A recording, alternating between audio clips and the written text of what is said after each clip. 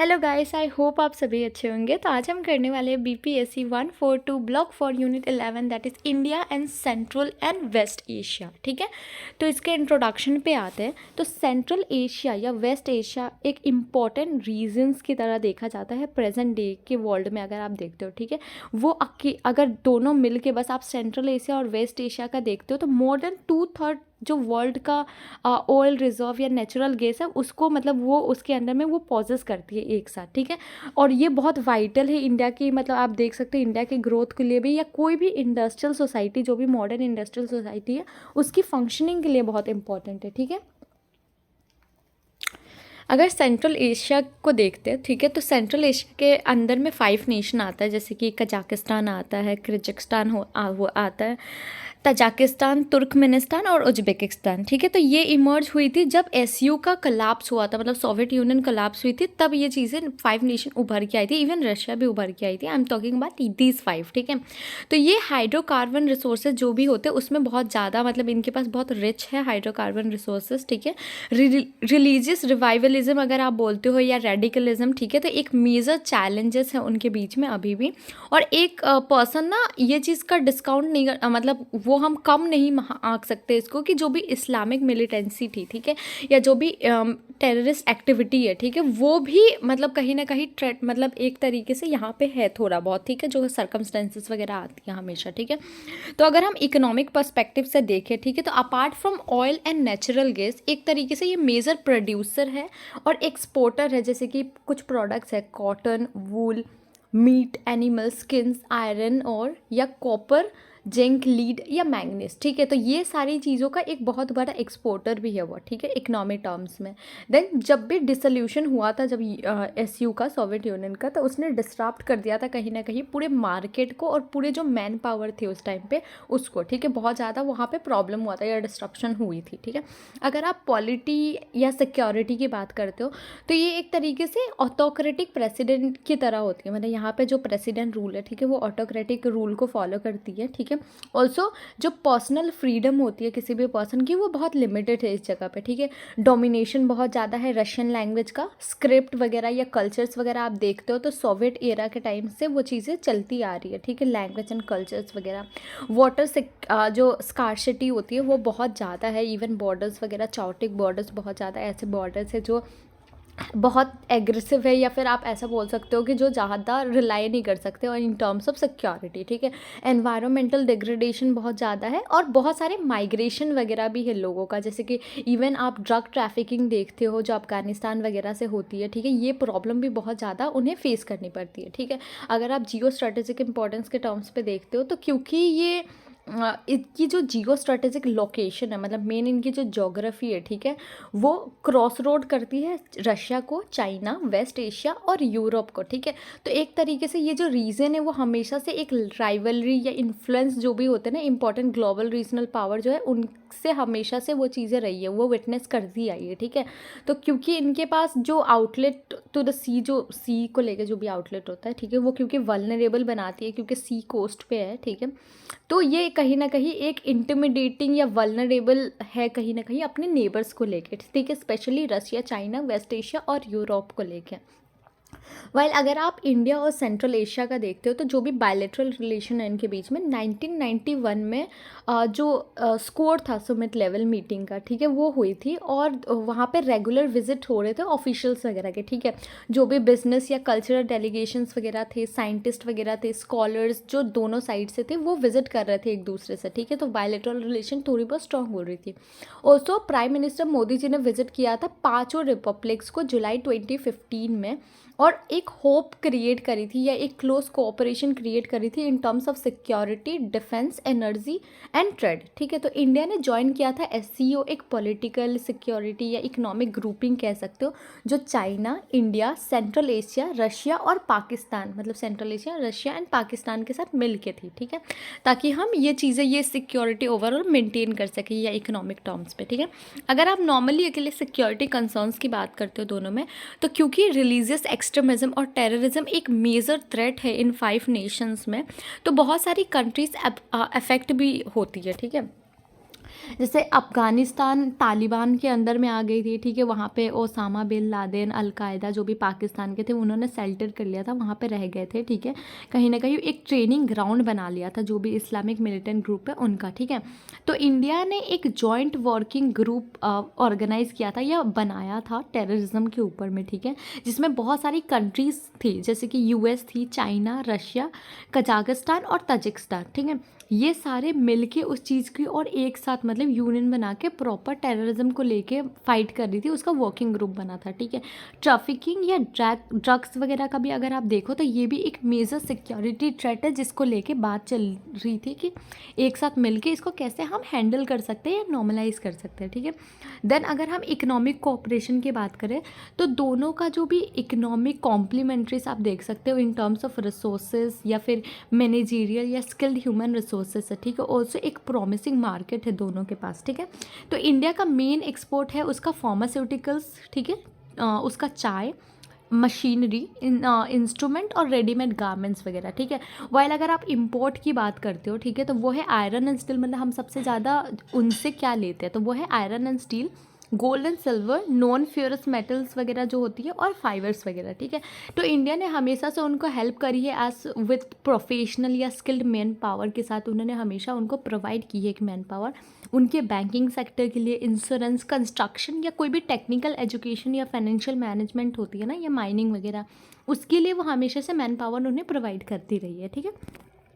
अगर आप cultural relation की बात करते हो तो क्योंकि इंडिया का जो सॉफ्ट पावर है, ठीक है, उसका एक प्रिंट उनके में भी देखने को मिलती है हमें, ठीक है, वो भी सॉफ्ट पावर को मानते हैं कहीं ना कहीं, क्योंकि अर्लियर मतलब अगर पुराने टाइम पे आप देखो तो वो बुद्धिज़्म डोमिनेंट कंट्री हुआ करती थी, ठीक है, मतलब बुद्धिज़्म डोमिनेंट आइडियोलॉजी वहाँ पे चलती थी, ठीक है। जब इस्लाम नहीं आया था, ठीक है, इस्लाम का एडवेंट नहीं हुआ था, उस टाइम पे बुद्धिज़्म चलती थी वहाँ पे, ठीक है।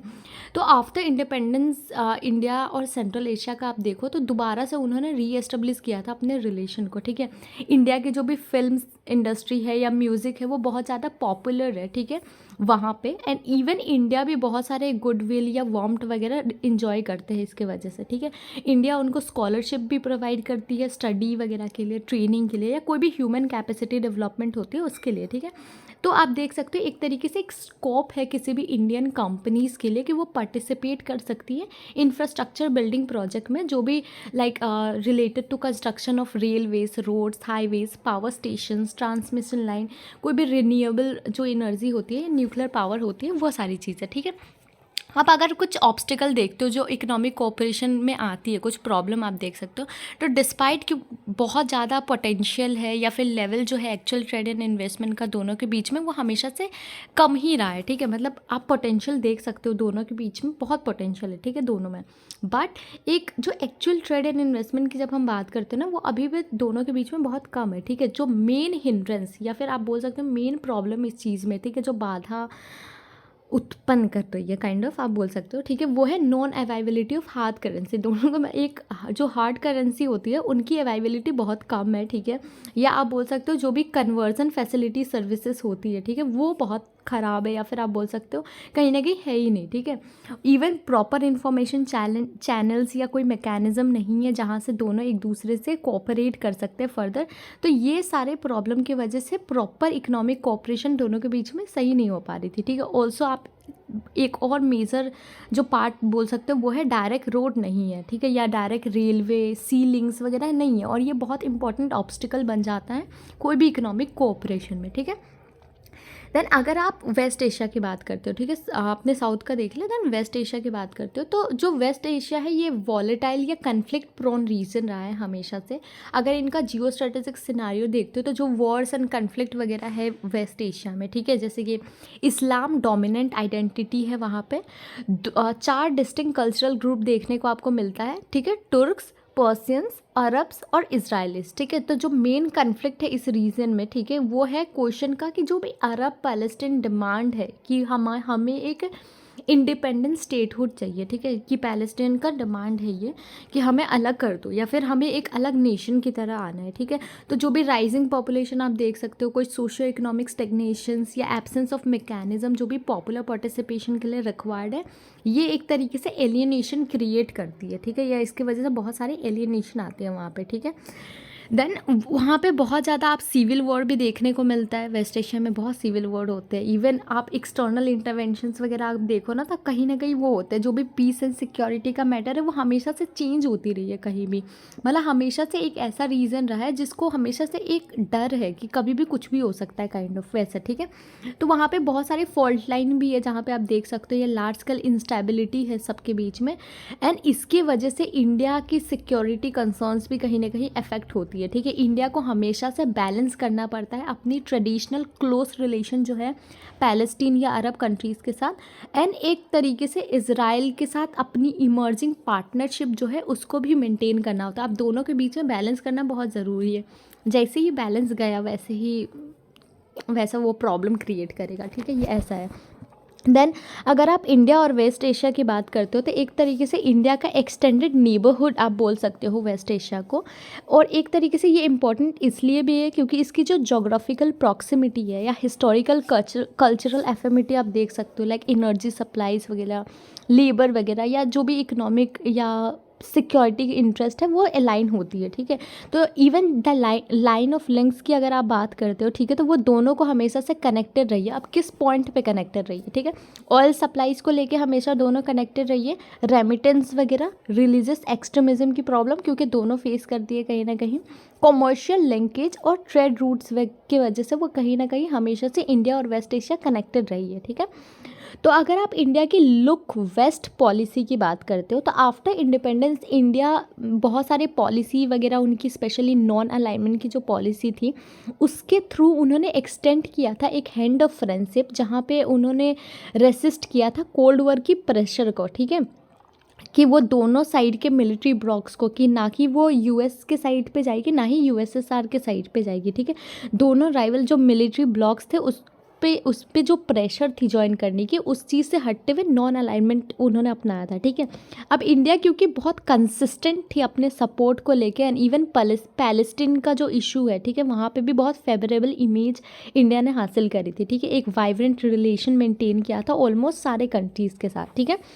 तो 2005 में इंडिया ने अडॉप्ट किया था लुक वेस्ट पॉलिसी, ठीक है, 2015 में, ठीक है, यहाँ पे फिर से गलत है, 2015 में इंडिया ने अडॉप्ट किया था लुक वेस्ट पॉलिसी, जो कि अंदर प्राइम मिनिस्टर मोदी जी के अंदर में हुआ था, ठीक है। अब बहुत सारे फैक्टर्स है इसके बीच में कि क्यों हमारा एक फंडामेंटल शिफ्ट था वेस्टर्न एशिया का जो स्ट्रेटेजिक थिंकिंग है उसमें।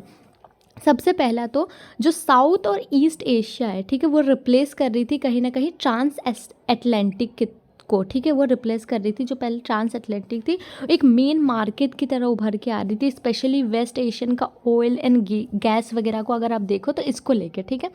दूसरा, क्योंकि इकोनॉमिक और पॉलिटिकल प्रोफाइल एशिया का बहुत ज़्यादा राइज हो रहा था, तो वेस्ट एशिया इंक्रीजिंगली रिलाई कर रही थी चाइना के ऊपर एंड इंडिया के ऊपर, ताकि वो सिक्योरिटी का गारंटी दे सके, ठीक है, क्योंकि ऑब्वियसली इकोनॉमिक एंड पॉलिटिकली ये दोनों कंट्रीज बहुत राइज हो रहे थे, ठीक है, तो दोनों पे कहीं ना कहीं रिलाई करती थी, ठीक है।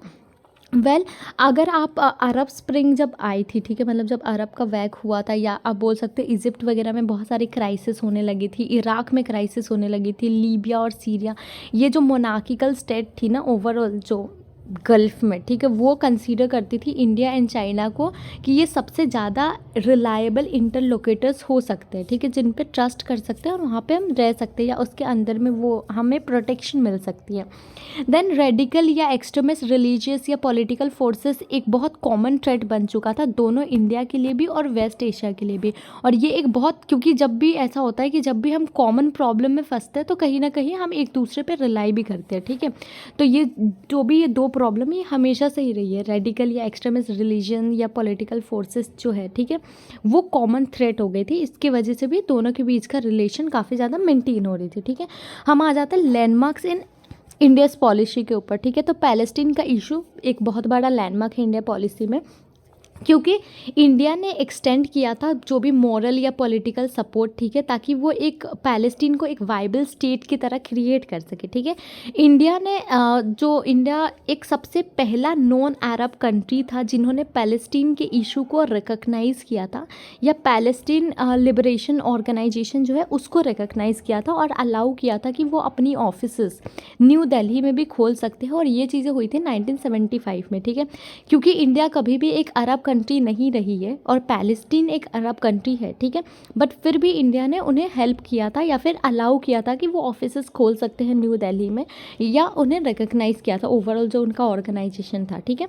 देन इंडिया ने अकॉर्ड किया था ये रिकग्निशन ओवरऑल, आप देख सकते हो नवंबर 1988 में, यस नवंबर 1988 में, ठीक है।